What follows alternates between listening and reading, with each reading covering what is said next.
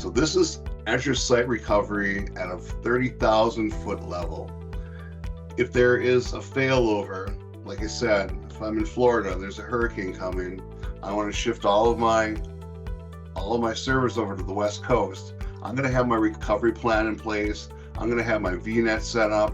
I'm going to have my firewalls in place, just as I would down in Florida or South Central, wherever we're located.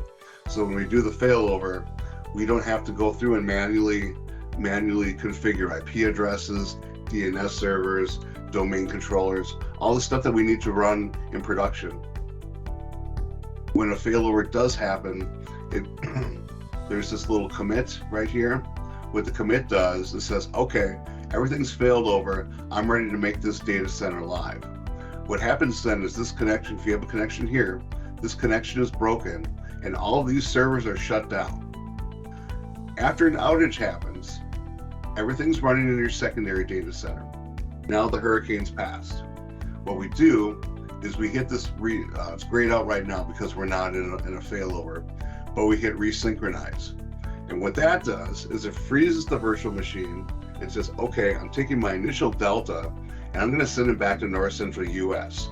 And I'm gonna keep feeding my deltas into the cache storage accounts down here and restage my disks and my compute in North Central US because my disaster has passed. And then we recommit in our primary data center. Everything in our second data center gets shut off. We can clean it up if we want. We can make it all go away.